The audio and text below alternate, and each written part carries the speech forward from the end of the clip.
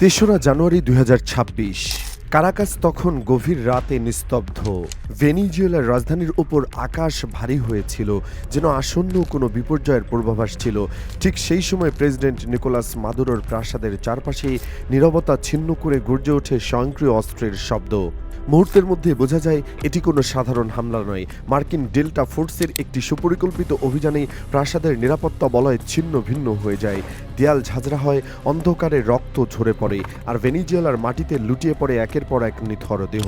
অভিযান শেষ হলে যে চিত্র সামনে আসে তা শুধু ভেনিজুয়েলাকে নয়, গোটা লাতিন আমেরিকাকে কাঁপিয়ে দেয়। নিহত ৭৫ জন, নিরাপত্তারক্ষীর মধ্যে অন্তত ৩২ জন যে কিউবার নাগরিক।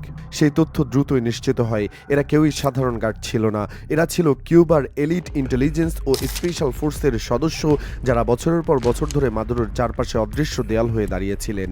সেই রাত তাদের যেমন বাঁচাতে পারেনি মাদুরোকে, তেমনি তারা নিজেরাও আর ফিরে যাননি হাভানায়।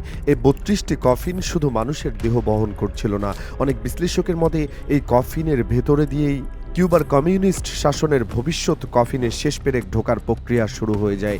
আর সেই পেরেক ঢোকার শব্দ শোনা যায় ওয়াশিংটন ডিসি থেকে।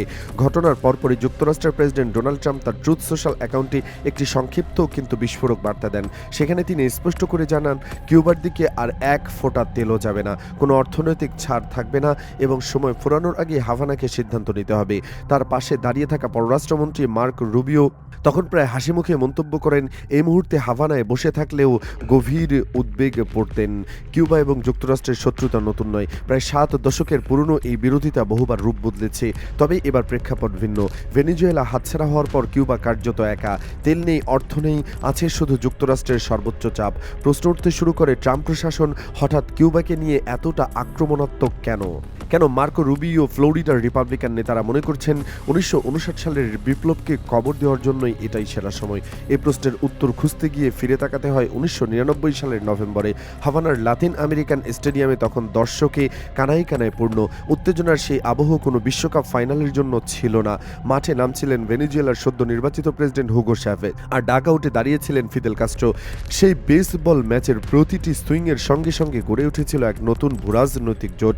সেদিন কোনো লিখিত চুক্তি হয়নি, কিন্তু তেলের বিনিময়ে আদর্শ ও নিরাপত্তার যে অদৃশ্য চুক্তি হয়েছিল, পরবর্তী ২ দশক লাতিন আমেরিকার রাজনীতি নির্ধারণ করে দেয়। সোভিয়েত ইউনিয়নের পতনের পর কিউবা যখন স্পেশাল পিরিয়ড নামে দুর্ভিক্ষে ধুঁকছিল, তখন চ্যাভেজ হয়ে ওঠেন তাদের লাইফলাইন।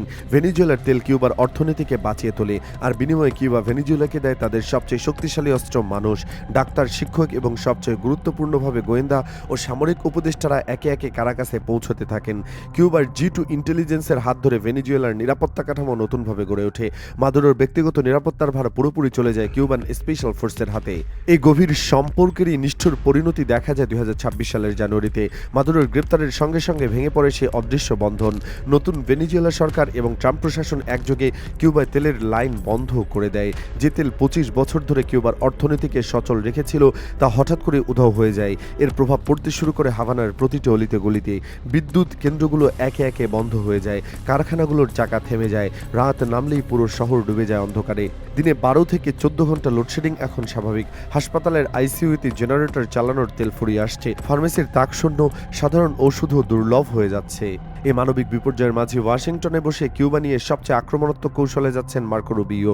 কিউবান বংশোদ্ভূত এক পররাষ্ট্রমন্ত্রীর কাছে কিউবা কেবল একটি পররাষ্ট্র নীতির ইস্যু নয়, এটি ব্যক্তিগত ইতিহাসের সঙ্গে জড়ানো। তার পরিবার ফিদেল কাস্ট্রোর বিপ্লবের আগে দ্বীপ ছেড়ে পালিয়েছিলেন। রুবিও বিশ্বাস করেন হাভানায় কমিউনিস্ট পতাকা নামানোই তার জীবনের অন্যতম লক্ষ্য। ট্রাম্পের জন্য বিষয়টি আরও রাজনৈতিক। ফ্লোরিডা এখন রিপাবলিকানদের শক্ত ঘাঁটি, আর এই পরিবর্তনের পেছনে বড় ভূমিকা রেখেছে কিউবান ও ভেনিজুয়েলার অভিবাসীদের ভোট। সমাজতন্ত্রের প্রতি তাদের ঘৃণাকে কাজে লাগিয়ে ট্রাম্প কিউবাকে পরিণত করেছেন একটি রাজনৈতিক অস্ত্রে। তার বক্তব্যে কিউবা মানেই ব্যর্থ রাষ্ট্র, আর সেই ভয় দেখিয়ে তিনি নিজের ভোট ব্যাংক মজবুত করেছেন। কিন্তু কিউবার পতন কি সত্যিই এত সহজ? পেন্টাগন ও সিআইএর ভেতরে এই প্রশ্ন ঘুরপাক খাচ্ছে।